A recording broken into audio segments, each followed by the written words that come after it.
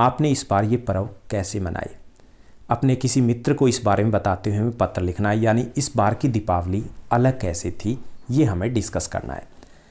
उसके बाद दूसरा टास्क हम देखते हैं कि क्या मिला। दूसरा टास्क है कि कुछ दिनों से आपके आसपास प्रदूषण का स्तर काफ़ी बढ़ चुका है, जो पॉल्यूशन है उसका लेवल काफ़ी बढ़ चुका है। इसके निवारण के लिए हम किन्हें पत्र लिखेंगे। पहली चीज़ तो ये, जिनको लिख सकते हैं उन्हें पत्र लिख करके बढ़ते प्रदूषण की सूचना देनी चाहिए।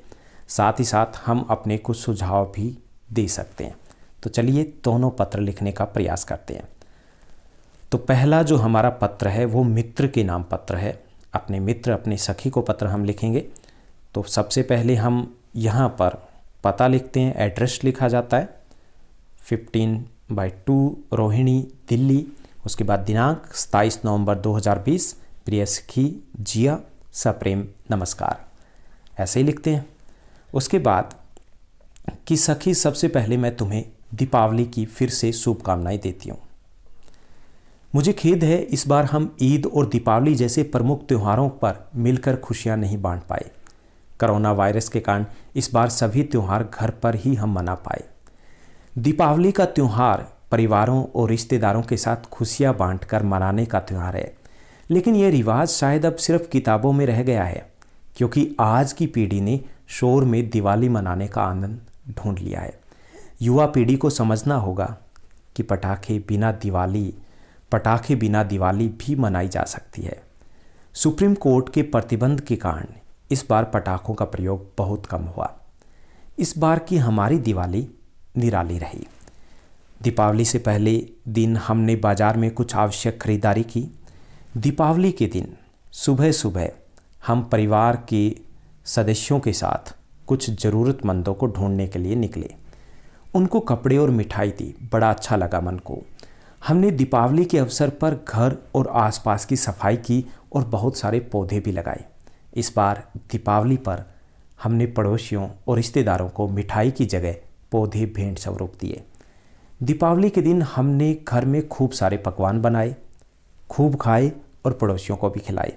दीपावली की शाम को पूजन के बाद ऑनलाइन अंताक्षरी में खूब मौज मस्ती धमाल किया। इस बार की दिवाली सच में बहुत अलग थी, खुशियों वाली और बिना प्रदूषण वाली दीपावली थी।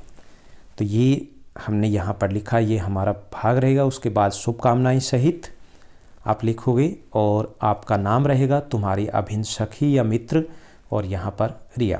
ओके, तो इस तरीके से हम लिख सकते हैं। उसके बाद दूसरा जो टास्क दिया गया है, हमें दूसरे टास्क में भी एक पत्र लिखना है।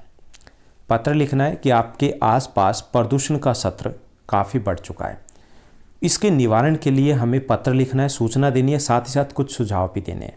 तो चलिए सबसे पहले सेवा में, और किसको लिखेंगे, मुख्य अधिकारी प्रदूषण नियंत्रण विभाग, राजनिवास मार्ग, नई दिल्ली को लिखने वाले हैं, क्योंकि प्रदूषण को कंट्रोल करने के मुख्य अधिकारी वही हैं। ओके, उसके बाद अभिवादन होगा, विषय लिखा जाएगा, विषय दिल्ली में बढ़ते प्रदूषण की समस्या। अभिवादन महोदय, मैं इस पत्र के माध्यम से आपका ध्यान हमारे क्षेत्र और दिल्ली में बढ़ रही प्रदूषण की समस्या की तरफ दिलाना चाहता हूँ। आशा है कि आप इस समस्या की गंभीरता को समझेंगे और तदनुसार कदम भी उठाएंगे। तदनुसार मतलब आवश्यकता के अनुसार कदम उठाएंगे। दिल्ली महानगर में पेट्रोल और डीजल के वाहनों का काफ़ी प्रयोग किया जाता है।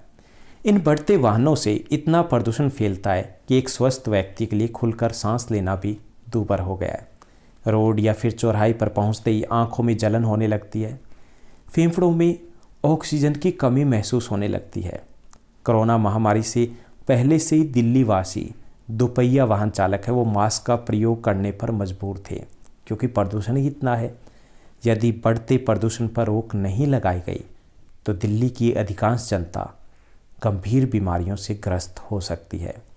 मेरा आपके माध्यम से सक्षम अधिकारियों से अनुरोध है कि वह इस समस्या की गंभीरता को समझें और दिल्ली को प्रदूषण मुक्त बनाने के लिए ठोस कदम उठाएं।